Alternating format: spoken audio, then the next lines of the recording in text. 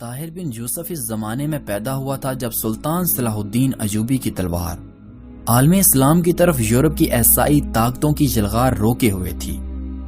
گزشتہ صدی میں ترکان سلجوق نے ایک طرف بغداد کے عباسی خلفاء کی قیادت میں آرمینیا، ایشیائے کوچک اور شام میں ایک وسیع سلطنت قائم کر لی تھی، اور دوسری طرف بازنطینی سلطنت سے بحیرہ روم کے بہت سے ساحلی علاقے چھین لیے تھے۔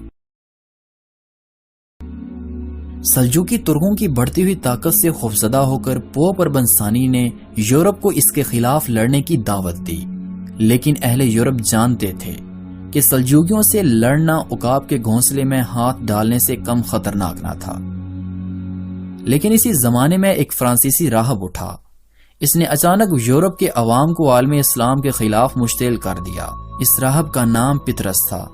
اس نے صلیب اٹھائی اور گدھے پر سوار ہو کر تمام یورپ کا چکر لگایا۔ اس کے پھٹے پرانے لباس اور ننگے پاؤں سے مظلومیت برستی تھی۔ اس کی نگاہوں میں انتقام کی چنگاریاں تھیں اور زبان پر زہریلے نشتر۔ وہ جہاں جاتا لوگ اس کے گرد جمع ہو جاتے۔ وہ ارض مقدس پر سلجوکیوں کے مظالم کی فرضی داستانیں بیان کرتا۔ وہ خود بھی روتا اور دوسروں کو بھی رلاتا۔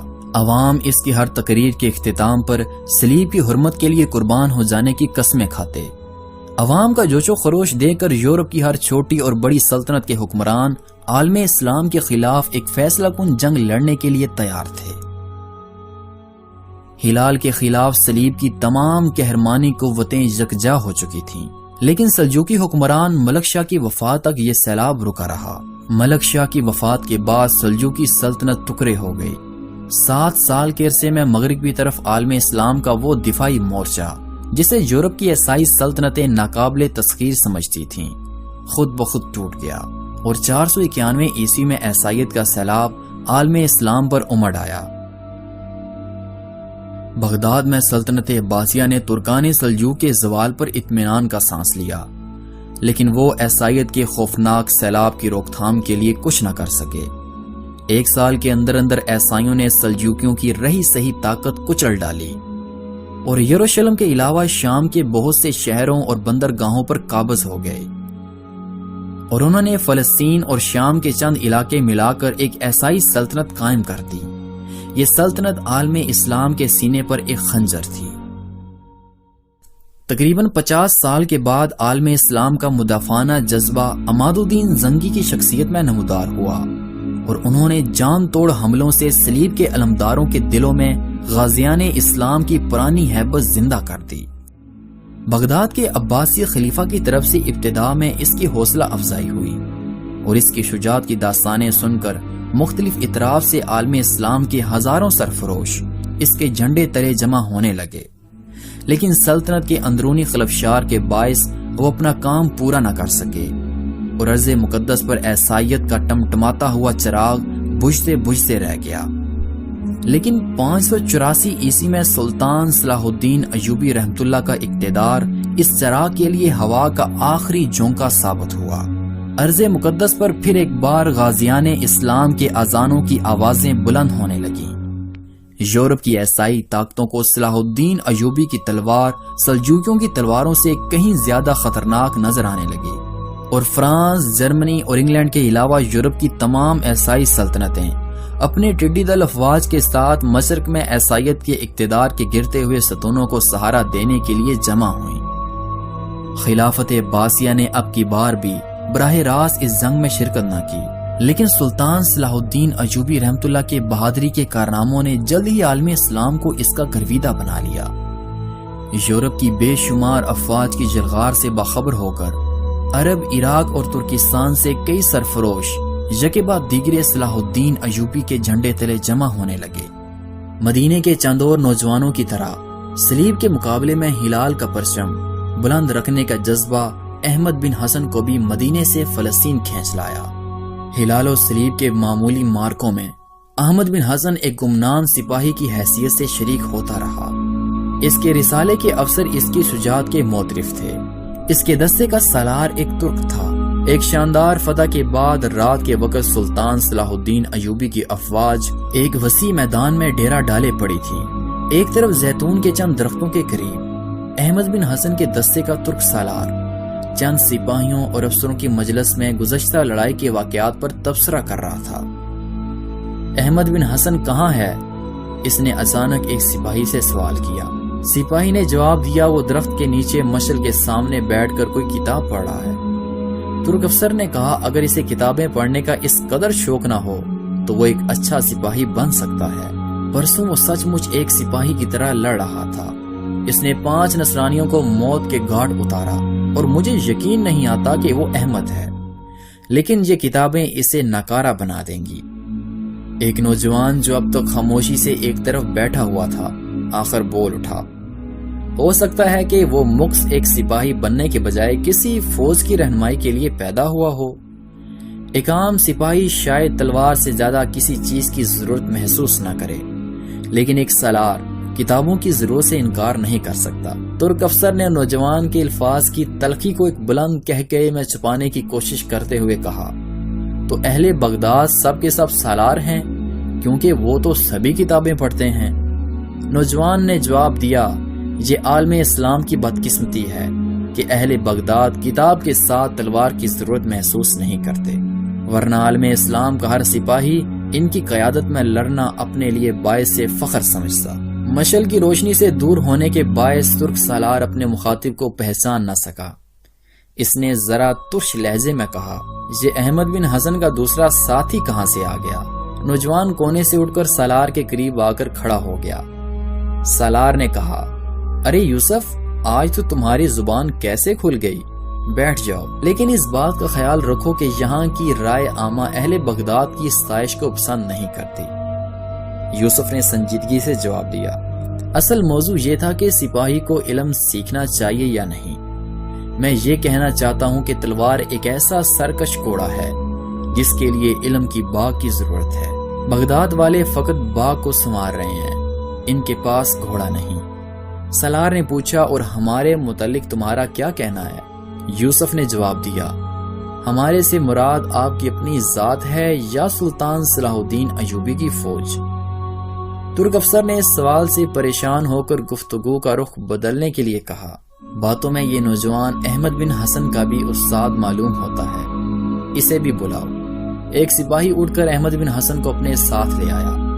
ترک سالار نے کہا، احمد، پرسوں تم سچ مچ ایک سپاہی کی طرح لڑ رہے تھے، بیٹھ جاؤ۔ احمد نے جواب دیا، میں خالد بن ولید کی فتوحات پڑھ رہا تھا۔ ترک افسر نے سوال کیا، بھلا خالد بن ولید کی فتوحات زیادہ ہیں یا ہمارے سلطان کی؟ میرے خیال میں اس زمانے کی جنگیں موجودہ جنگوں کے مقابلے میں معمولی لڑائیاں ہوا کرتی تھی۔ احمد بن حسن نے جواب دیا، آپ کا خیال عام طور پر صحیح نہیں ہوتا۔ میں بے علمی کو قابل معافی سمجھتا ہوں، لیکن ریاکاری کو قابل معافی نہیں سمجھتا۔ میں مانتا ہوں کہ آپ کو کتابوں سے نفرت ہے، لیکن یہ ماننے کے لیے تیار نہیں کہ آپ کو ایک مسلمان ماں نے حضرت خالد بن ولید کے فتوحات کے حالات نہ بتائے ہوں، اور آپ کو فخر اور احترام کے ساتھ ان مجاہدین کے نام لینا نہ سکھایا ہو، جنہوں نے پیٹ پر پتھر باندھ کر اور جسم پر چیتھڑے اوڑ کر کیسر و کسرا کے تاج رون ڈالے۔ حضرت سیدنا خالد بن ولید کے زمانے میں اکثر جنگیں ایسی تھیں جس میں اسلام کی ایک تلوار کے مقابلے میں دشمن کی 10 تلواریں ہوا کرتی تھیں۔ میری باتوں سے آپ کو تکلیف ضرور ہوگی، آپ میرے سالار ہیں، میدان جنگ میں آپ کا ہر اشارہ میرے لیے حکم ہے، لیکن وہ بھی اس لیے نہیں کہ میں آپ کی یا سلطان صلاح الدین ایوبی کی خوشنودی چاہتا ہوں، اور سلطان کا احترام اگر میرے دل میں ہے تو صرف اس لیے ہے کہ میری طرح وہ بھی عالم اسلام کے ایک سپاہی ہیں۔ احمد بن حسن کچھ اور کہنا چاہتا تھا، لیکن اچانک درخت کی آڑ سے ایک نقاب پوش نمودار ہوا، اور اس نے آگے بڑھتے ہوئے بلند آواز میں کہا، خدا صلاح الدین ایوبی کو عالم اسلام کی نیک توقعات پورا کرنے کے قابل بنائے اور اسے خوشامدیوں سے محفوظ رکھے۔ اجنبی کی آواز میں غصہ اور ہیبت اور جلال تھا۔ سامعین بدخواس ہو کر اس کی طرف دیکھنے لگے۔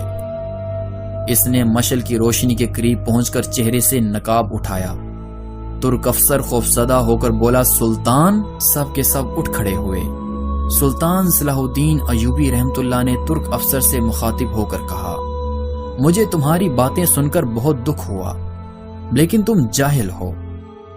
تمہاری سزا یہ ہے کہ تم آئندہ 6 ماہ تک فرصت کے اوقات میں اپنے ساتھیوں سے بالکل الگ رہو اور اس دوران تم تاریخ پڑھا کرو۔ 6 ماہ بعد میں خود تمہارا امتحان لوں گا۔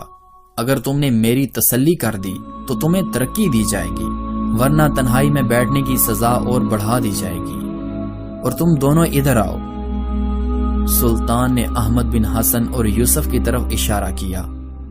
احمد اور یوسف آگے بڑھ کر سلطان کے قریب کھڑے ہو گئے۔ سلطان نے پوچھا، تم کہاں سے آئے ہو؟ میں مدینے سے آیا ہوں، احمد بن حسن نے جواب دیا۔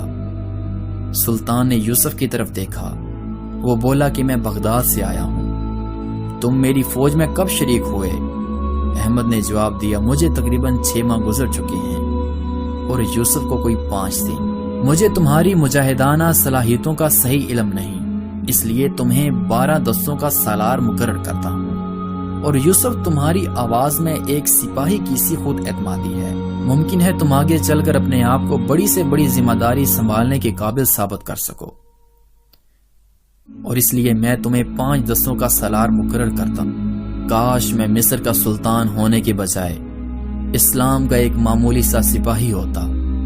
میرے لیے نہ صرف وہ مجاہدین بلکہ وہ لوگ بھی قابل رشک ہیں جنہوں نے عراق اور شام کے میدانوں میں حضرت خالد بن ولید کی افواج کے سواروں کو گرد کے بادلوں میں روپوش دیکھا تھا۔